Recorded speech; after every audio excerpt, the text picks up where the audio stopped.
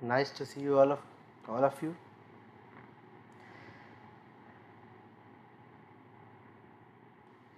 It's really, for me at least, I can only say about me. I'm so happy to have you all here.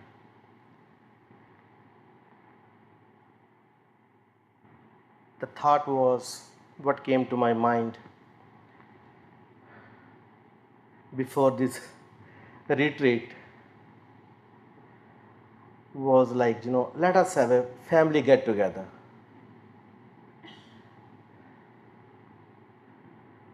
And I'm happy to have,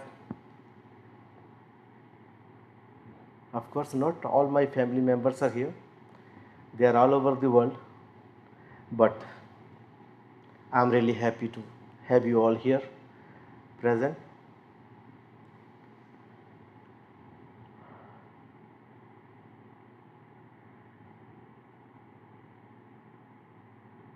Enjoy your stay here,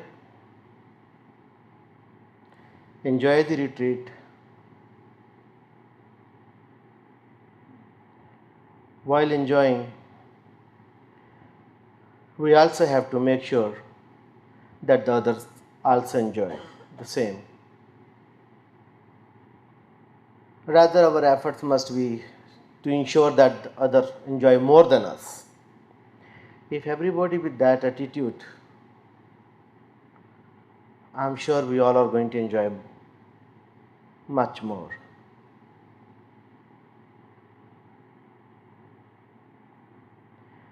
We are all coming from different part of the world,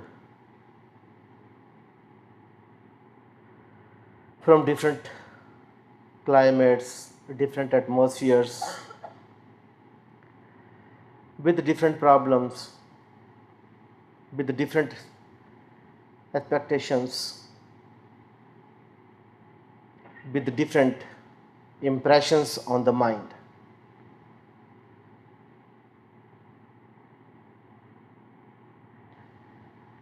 So every mind is different. As I said, different part of the world, different cultures, different atmospheres, different mindset, different problems, expectations, different impressions on the mind. So all these different things should not make us differ with each other or with any one of us.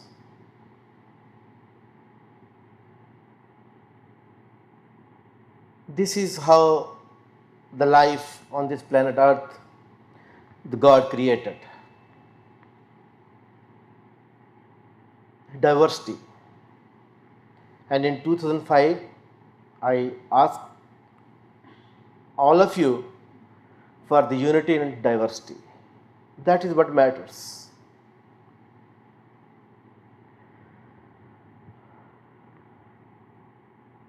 Mind will have different tendencies because of the different impressions it has. The families we born into,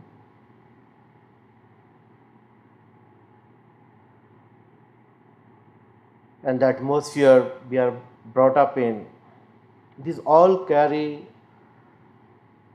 a very, very strong impressions on the mind.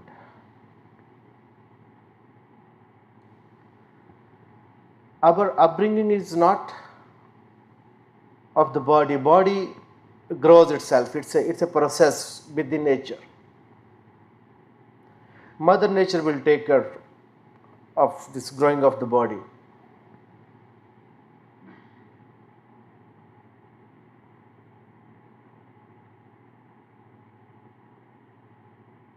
The mind grows up with the help of the surroundings. What we observe in the surroundings, what our parents teach us, what kind of schooling we do, what kind of subjects we read, what kind of our society is, and what kind of friends we have. This all will have impressions on the mind, and all these factors would be observed by the mind while developing. It's a mind which gets developed with the help of family, friends, society, studies, the culture. So it's the mind, it's growing of the mind.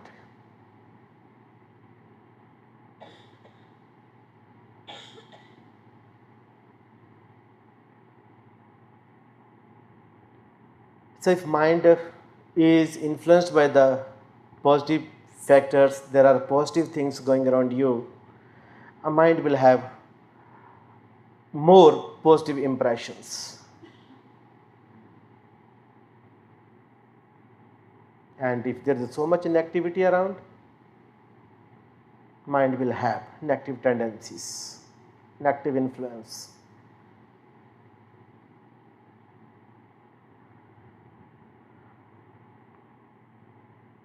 Someone is born into a family where the people are spiritually oriented,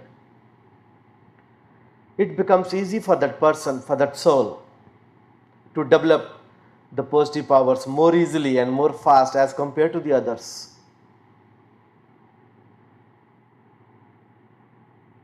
And this is also because of the credit, you have the karmas from the previous lives.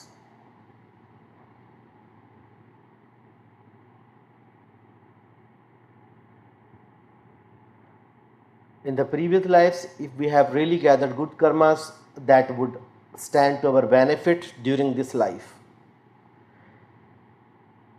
And the effect is immediate. We are born into a spiritually oriented family, more people are there, those are spiritual, and we get a ready-made platform, and our progress is speedier than the others, faster than the others. We all are treading on the same path, with the same objective, with the same goal. But one might have to try hard, and it may be easier for the other. So this is the present and the past. Good karmas from the past life, they will pay you good dividend. Good society, good culture, positive society, positive culture, spiritually oriented, where spirituality is not a subject which is very new to the people and it's running in their blood, it's easy for them.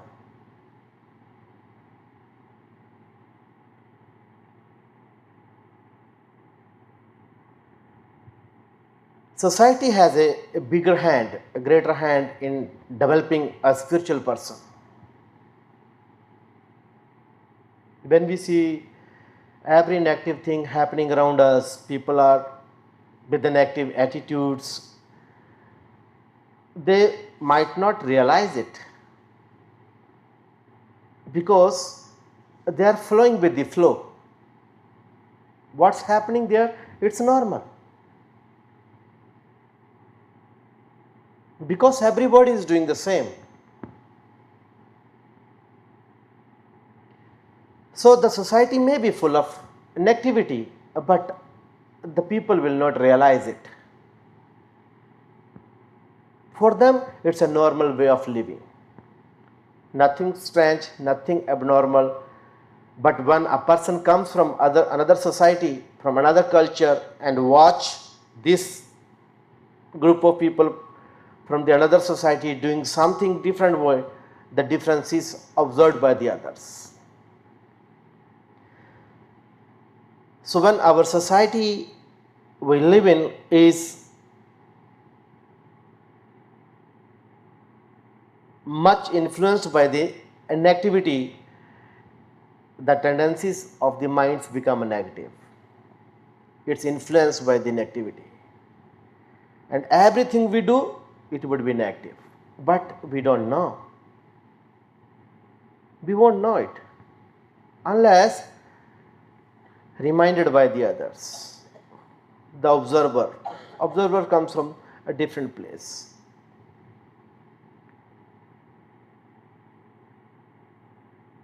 And if society is with the positive attitude, all people are positive, your mind is positive, you are doing positive things without knowing even.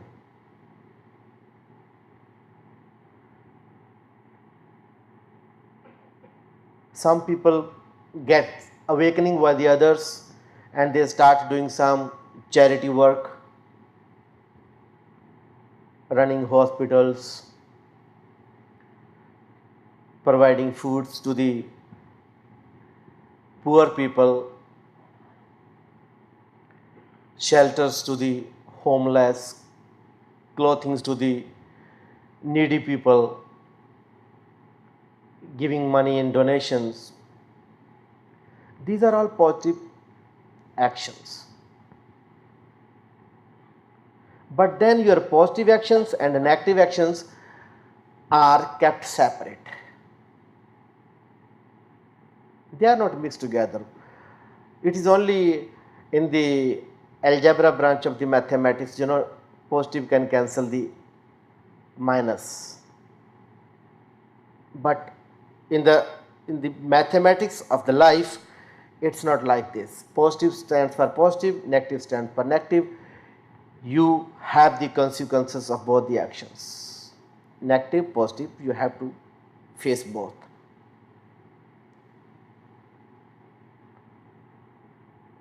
You cannot cancel your negative doings by doing some positives. People think like this.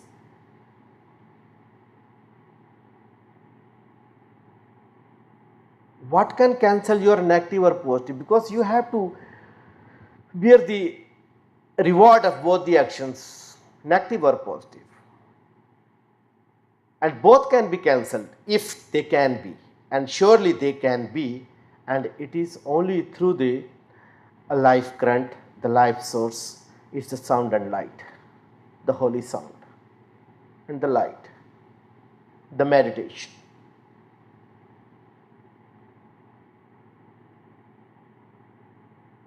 Whether you tune to your mind or yourself to the sound, holy sound, or you tune to yourself to seeing the light.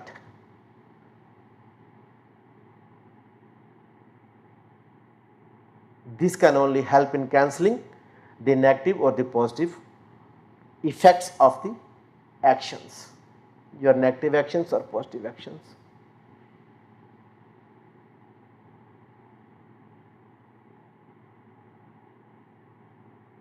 This is the only way to get rid of your actions. Meditating on sound or light, it not only do away with the actions of the present life, but the karmas we have accumulated from the previous lives too. Our coming to life in the physical body time and again is due to the karmas, because we have to undergo the consequences. This is what I used to remind people time and again, that this life is given to settle the account of the previous lives. Whatever is there in your account, the good karmas and the bad karmas, you have to settle that account. This life you have to use for that, but we end up opening many more another accounts. And then it becomes a never-ending story. This is we only, it's for us only, that we can put an end to our this never-ending story. We are taking birth, and then end is the death. Between the birth and the death, suffering, suffering and suffering. If you keep account of your daily happening, day-to-day happening in your life, you will see that you suffer for more days. More days are there when you suffer, and there are few days when you are really enjoying. Why? Why it is so? Because we end up doing more negative actions, less positive.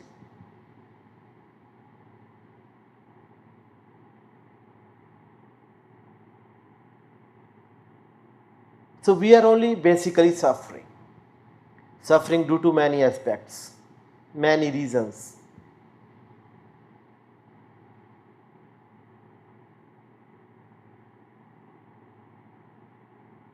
But this suffering we can reduce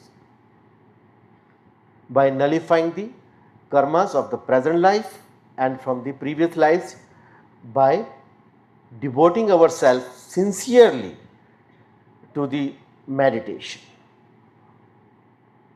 holy, light and sound.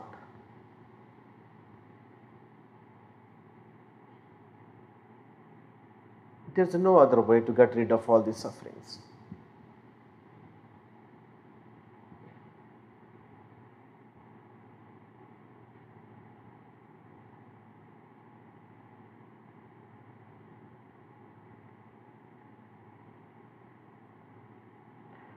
Time and again, Master only reminds you of these things, the purpose of the life. We don't know since how many ages we have been separate from our the beloved one, the God, the Father God, the Supreme.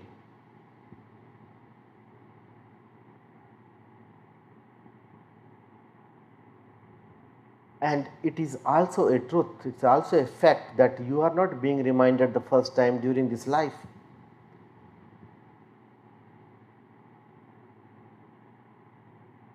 It is like a school.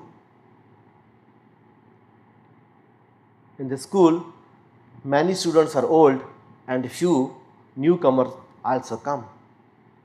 They take admission.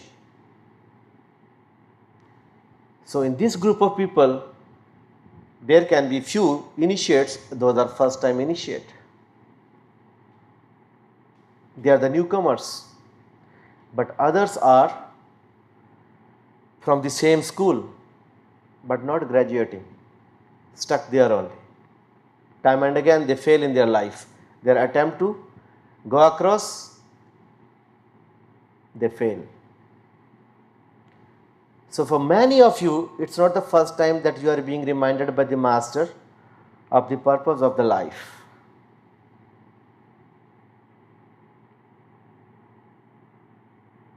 But if you really pay heed to what Master says, you would be benefited. And many people are there, they listen, but they don't pay any heed. And they are doing so many other stuffs in their life heedlessly. They don't know whether they are doing good or bad. They don't know what is good for them.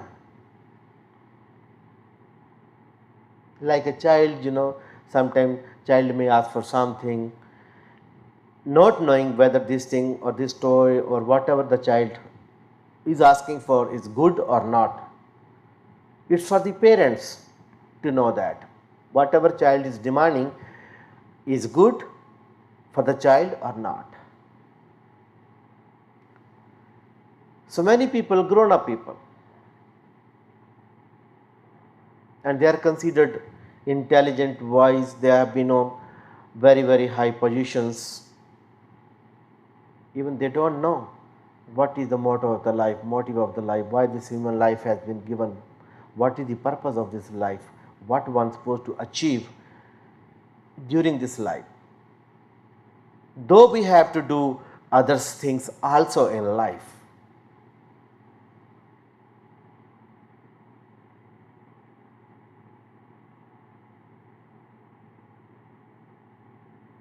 Different societies, different things.